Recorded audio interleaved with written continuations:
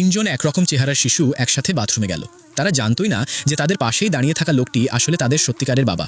যখন তারা হাত ধুচ্ছিল তখন তিনজন শিশুই ঠিক সেই একই ভঙ্গিতে হাত ধোয়া শুরু করলো যেভাবে সেই লোকটি করছিল। এটা দেখে লোকটির খুব অদ্ভুত লাগলো এবং তার কৌতূহল বেড়ে গেল। কিন্তু তিনজন শিশু বলল আসলে ওই লোকটি তাদের নকল করছে। তারা আরও বলল ছোটবেলা থেকেই তারা এমনভাবেই হাত ধুয়ে আসছে। হঠাৎ করে যখন শিশুদের চোখ লোকটির হাতে থাকা ট্যাটুর ওপর পড়ল তখন তারা সঙ্গে সঙ্গে তার প্রশংসা করে বলল, আপনার ট্যাটুটা খুব কুল। তখন লোকটি হেসে বলল, তোমরা এখনও ট্যাটু করানোর জন্য অনেক ছোট। তারপর সে উঠে সেখান থেকে চলে গেল। সে জানতই না যে তারা শুধু তিনজন নয় বরং চারজন যমজ শিশু। তাদের একটি বোনও ছিল। তিনজন শিশু বাড়ি ফিরে সব ঘটনা তাদের মাকে খুলে বলল। তারা এটাও বলল যে ওই লোকটি ট্যাটু খুব কুল ছিল। এসব কথা শুনে মহিলা হঠাৎ খুব ঘাবড়ে গেল। তার সন্দেহ হলো সেই লোকটি হয়তো শিশুদের জৈবিক বাবা হতে পারে।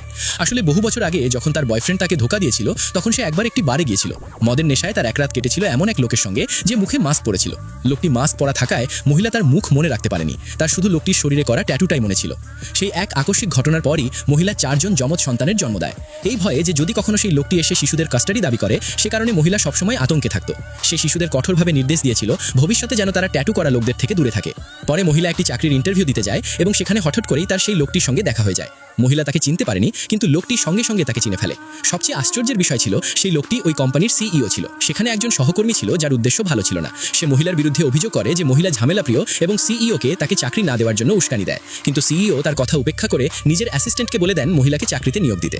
ঈর্ষান্বিত সেই সহকর্মী মহিলার উপর প্রতিশোধ নেওয়ার সিদ্ধান্ত নেয়।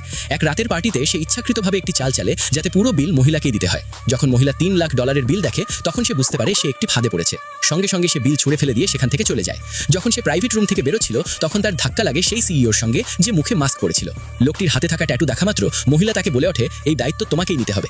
লোকটি বিস্মিত হয়ে জিজ্ঞেস করে, তুমি কি ধরনের দায়িত্বের কথা বলছো? তখন মহিলা গম্ভীর কণ্ঠে বলে, সেই একটি মাত্র ভুল আমার পুরো জীবনটাই বদলে দিয়েছে। Next part.